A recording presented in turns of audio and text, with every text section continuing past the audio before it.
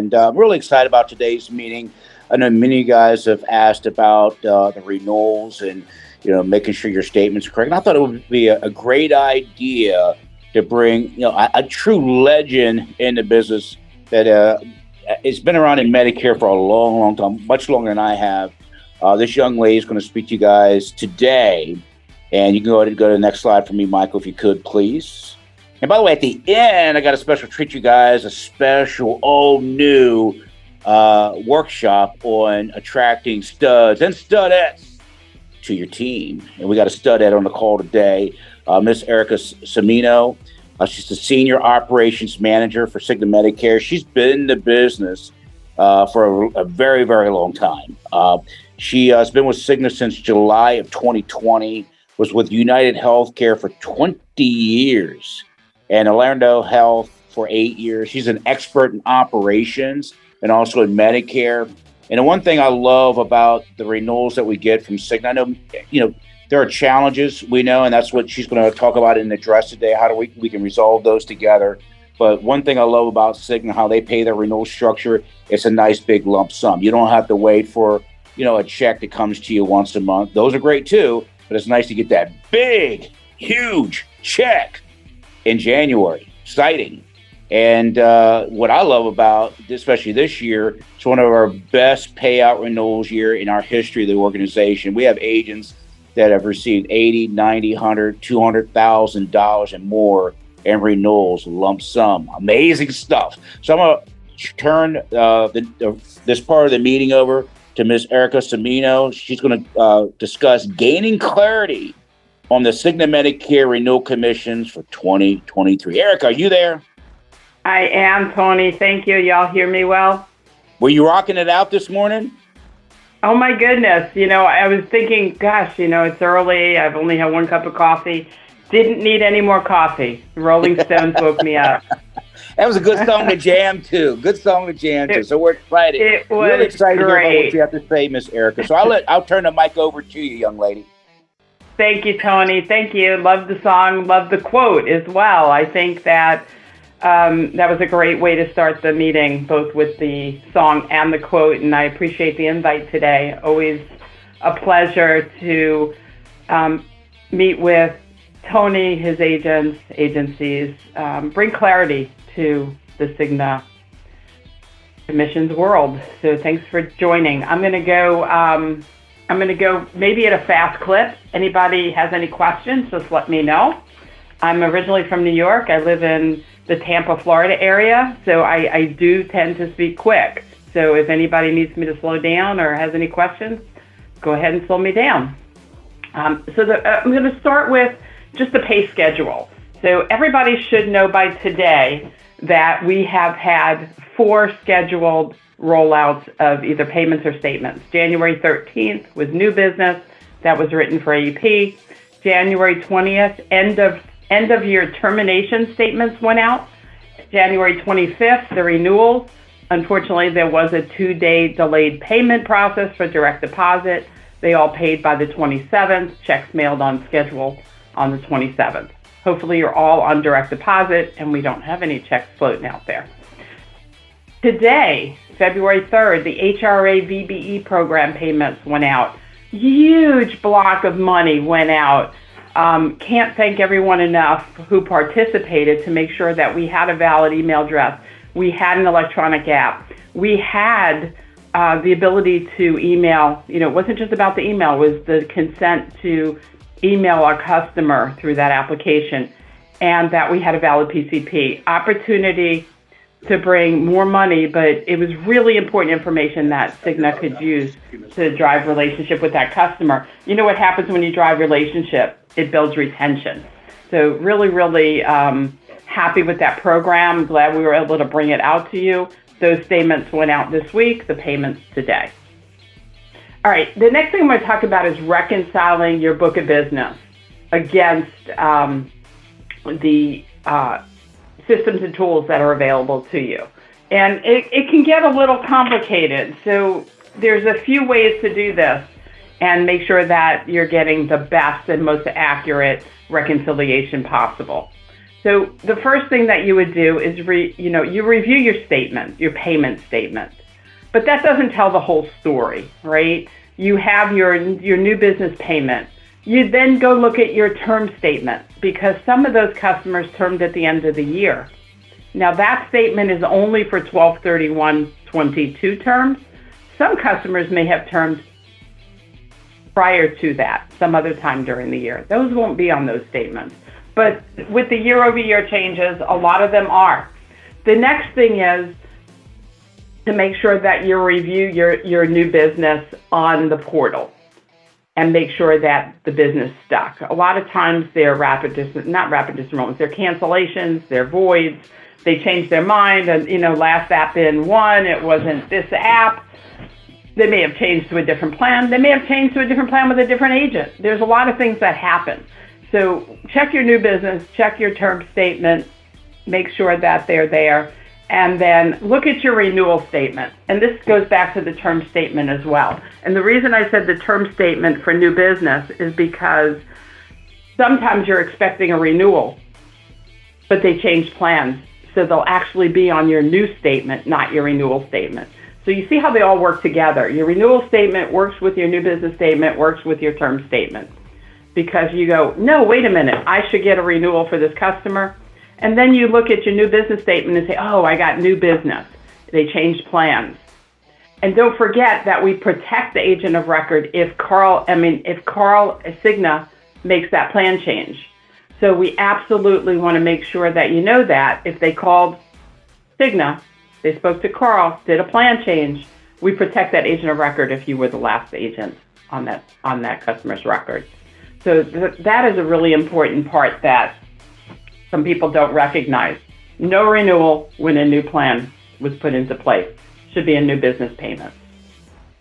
So then, if you didn't get paid, so let's just say, okay, I checked everything. I checked my term statement, the member looks active. I checked the renewal statement, I checked the new business statement. So we want you to make sure that you put all the pieces of the puzzle together. Reviewing the term statement, reviewing the new business statement, reviewing the renewal statement, making sure that the agent was licensed, appointed, certified prior to the sale for new business, that they were active when the payments processed. New business equals active agent, licensed, appointed, certified prior to the sale, or no payment will process. For renewals, the agent has to be active at the time we pay renewals, licensed and appointed, certified, and the customer still active. I don't think there's any surprise there. The next step, let's say, okay, I still think my customer is active, I didn't get paid. Go to Salesforce, verify the status of the customer. If they show active, submit a detailed report to Carl. They need the customer information, the agent information in order to review that. You can't just say, I didn't get paid for all of my business. They're not going to be able to support that request. They do need active customer details, and they will do a full reconciliation for you on the customers you submit. So take the information, send it to Carl. I encourage you to Carl at Cigna.com email box. There are specialists there who will handle those requests. If you make a phone call, it's a busy time of year. You may be forced to wait a little bit of time, and they may not be able to help you anyway. They're going to just forward that somewhere else. So it's always best, unless it's one customer, two customers, they'll certainly be able to help you on the phone, let you know if they're active or not. But, it's always best to send that request for an audit via email. I just want to also mention, customer may look active in Salesforce right now. There is a delay in posting some of the customer terms. And it's unfortunate that they didn't all get processed prior to the renewal payments, but it did happen. And I'm not happy about that, but it is the truth. So you may be expecting a payment for a customer that is no longer active with Cigna or may have changed plans with another agent. So they may be active, but they may not be active on the plan that you sold them or your agent sold them. They may have changed plans with another agent. So the two scenarios I've been seeing are that the Salesforce has not been updated yet with all of the terminations, and that some of the customers have changed plans with another agent. So those are really, really important pieces to the puzzle when you're trying to reconcile and understand. Because the first thing you do is you look at your statement and you say, I was expecting X dollars more than I received. But without those details on who you were expecting payments for, it's impossible for Carl or the commissions team to reconcile and help you. So please send the details. I did mention that we do protect the agent of record when Cigna makes the plan change.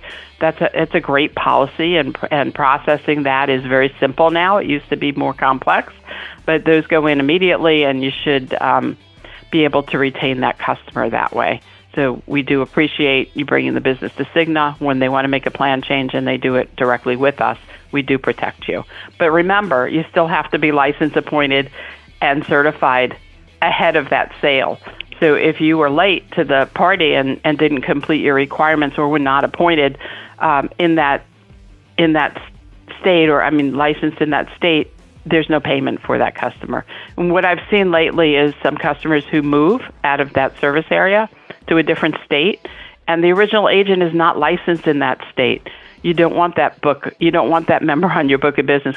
On that note, yes. About broker protection, if one of those call centers sucks on a client and they change from, let's say, the PPO to the HMO, there's no protection for that broker of record then, is that correct?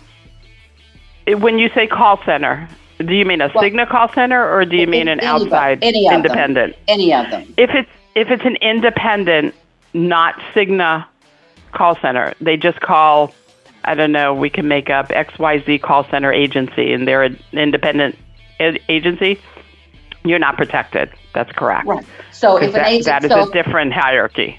Right. If XYZ agency gets the client on the phone and still doing those calls out there to call, because I've already gotten 20 of them, and a client then moves from a Cigna plan to a Cigna plan, that is no protection then. All right. I just want to be clear. That's a different agent, right? That's not Cigna making the plan change. If Cigna makes the plan change through our Cigna agents, right, either through Carl Plan Change Unit or through Cigna Call Center, you're protected.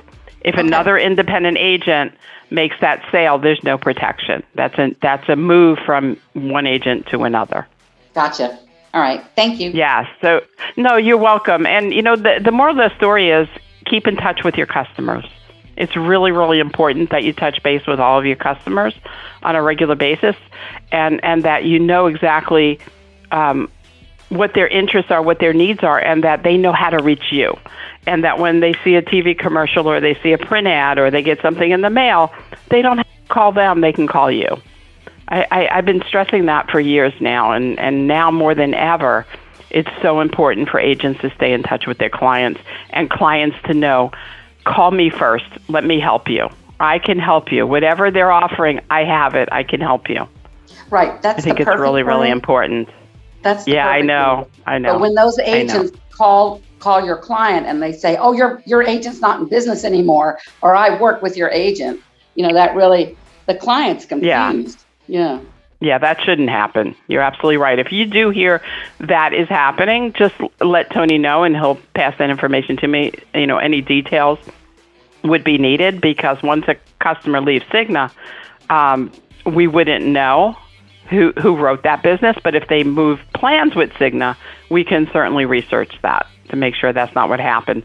What usually happens, just so you know, and we listen to calls all the time, is they go onto a website and they put a lead request in, and then they get called, and they don't understand why they got called. It's because they put their information into a website, or they filled out a business reply card, or they phoned into a call center.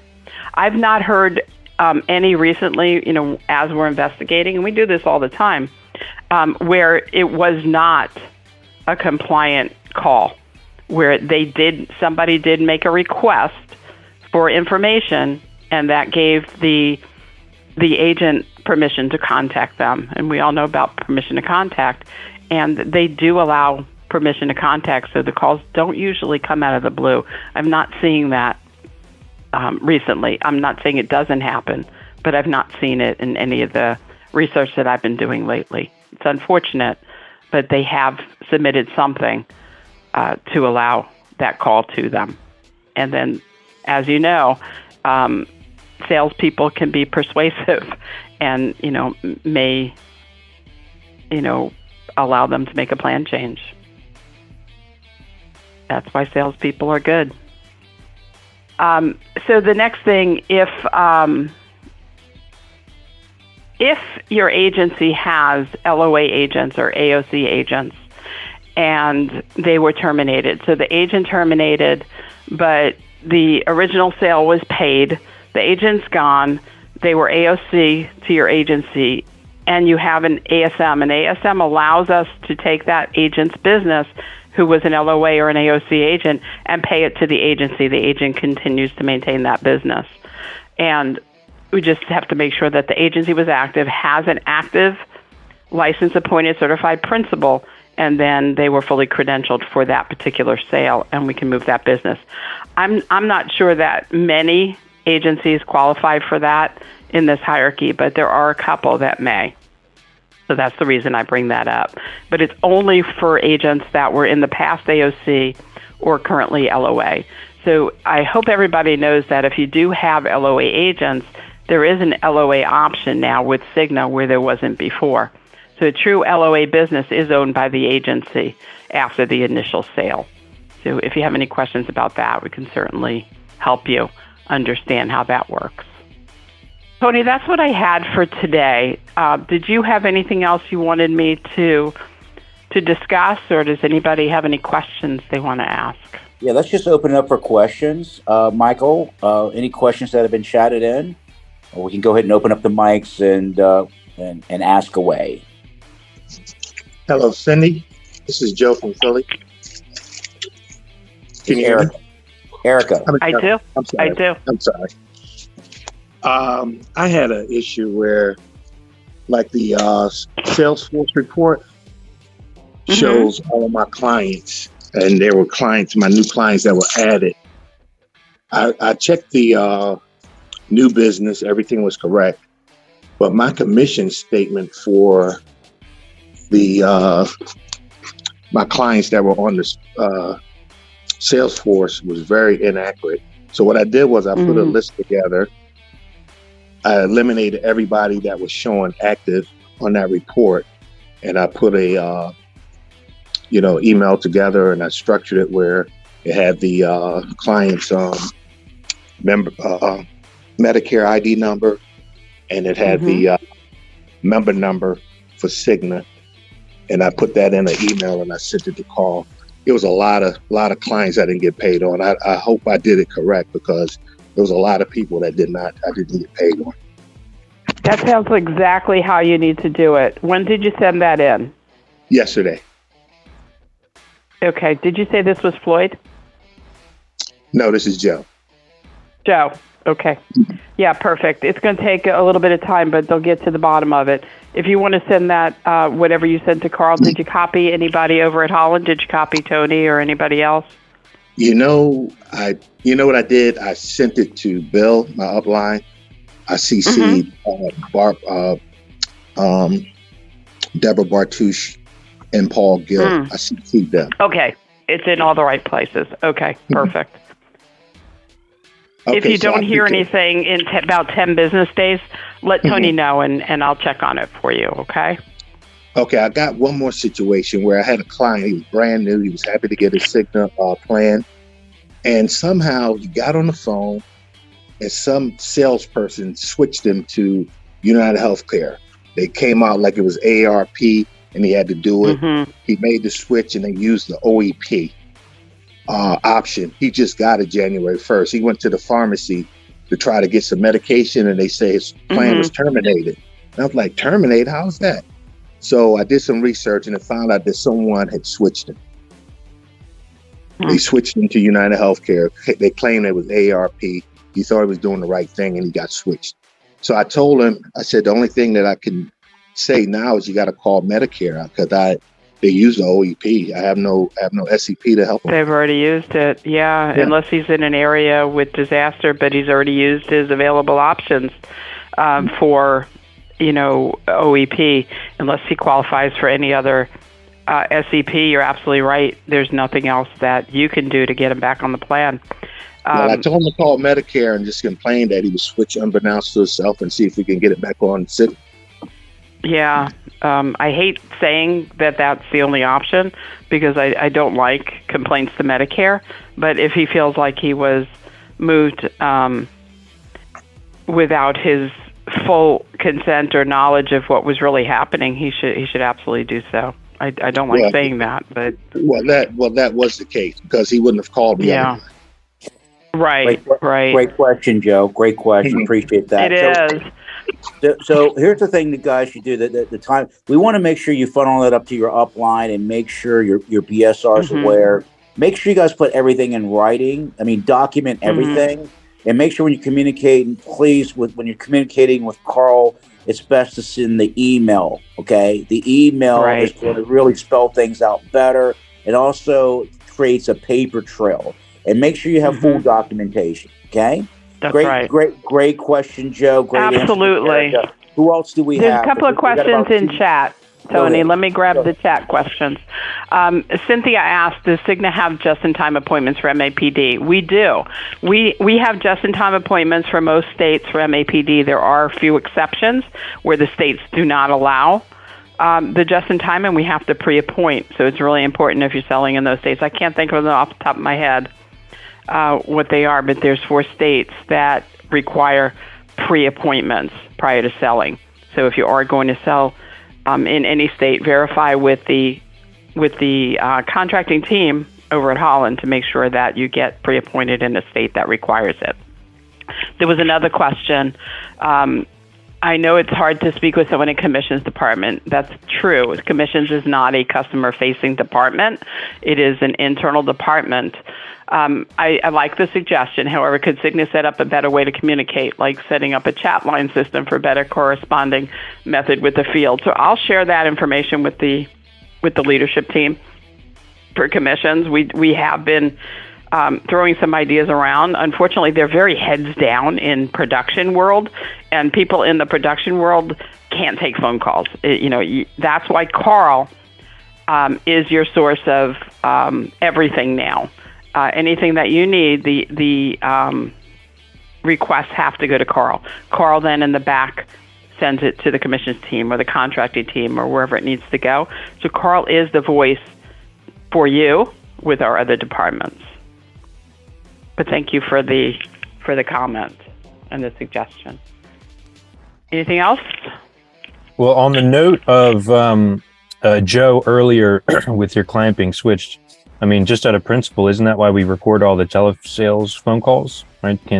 If eventually CMS tracks that down, the call recording will prove what really happened. That's right. That's right. And, to that point, I listen to call recordings all the time, and most of the time they gave consent to enroll. I've not heard any, or maybe 1 or 2, where it was very clear they did not want to enroll.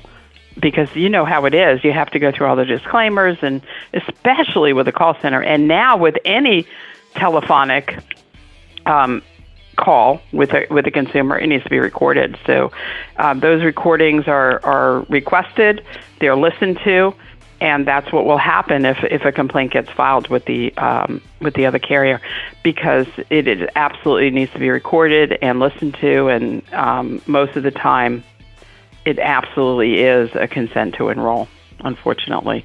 Whether or not they understood what they were doing, that's what's listened to. Was the tone of the enrollment one that should have been questioned? Did the person say, and I've heard this, I need to ask my wife, or I need to ask my children, I need to ask my agent, and let me get back to you, and there was still an enrollment. That happens once in a while, but most of the time it's just they read the disclaimers and the consumer says yes. And it's unfortunate, but it doesn't mean that the consumer really fully understood what they did, but they usually do have a consent in a recording for those. So thanks for that comment. We'll We'll take one more question, guys. Go ahead.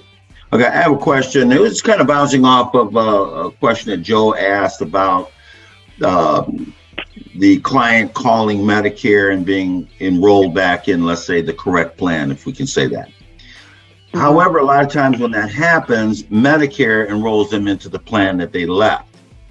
But when Medicare does that, they are no longer the agent of record. Is there some bridge we can cross that could say, hey, he was this, and Cigna will say, okay, Joe's the agent of record now on this because of what happened? Or is it just gone in the wind? Unfortunately, there's nothing we can do when CMS makes that change. Sometimes they offer them a special election and tell them to go enroll. Sometimes they retroactively disenroll them from that plan, putting them back on the original plan. I've seen both of those scenarios happen, but if they just do a future effective date, no, you're absolutely right. There's nothing you can do. But a lot of times they do cancel that new timeline and put them back on their original plan. I've seen that happen a lot. Okay, but when they do that, though, what happens to the agent of record on that? If they go back to their original plan with no break in coverage, the original agent should be still the original agent. Okay, but if there is a break in coverage, if there's a break in coverage, there is not. Yeah, there's no way to retain that. There's always the opportunity. I always encourage agents, if you have, reason to appeal to be the AOR, please submit it. There's nothing wrong with trying to manage that and asking to be AOR. I wanted to jump in there, Erica, because I've seen it happen numerous times. If you get a statement, it must be from your client now, in regards to the agent of record, there's a high chance it'll be changed back to the client's preference, because that does happen. There is a lot of things, unfortunately, about our business we don't like about agent of record switching, and the client doesn't know. Many of them don't understand it. And meet with your client. As long as they're willing to write a statement, they normally will. And I've seen it happen numerous times. They'll switch it back to their agent of record, because ultimately they want what's best for the Medicare beneficiary. Great question. That's right. Okay. Anyone else? Erica, you did a great job. Can y'all give her a hand and a Tony. Woohoo! Thank you. Thank you. Thanks for having me. Better than that. Come on. We got to clap it up. Come on. Woohoo! Way to go! All right now, way to go! I just want to say this on behalf of Eric and the rest of the Cigna team. I know we've been with them for 14 years, and the team we have now, that especially Erica and Elizabeth Davis and Tom Bryant and many others that are new to the Cigna, platform. Many of us have been around much longer, going back to the old Bravo Hellspring days. They're doing, to me, an excellent job. And I'm thankful to have Erica. I could always pick up the phone and talk to her, or Tom, or Elizabeth. They're more hands-on than any other national player in our business. So I want to thank you guys for all you do for our team and being accessible, and appreciate having you, Erica, on this meeting today. Thank you so much. You've been a blessing. Thanks, Tony. Thanks for inviting me, and always available for you, as you know. And we appreciate the partnership. We appreciate the business, and we look forward to, future partnership and bringing more business to Cigna. So everybody have a great weekend, and if you're in those cold places, stay warm. Yep. Thank you, Erica. Thank you.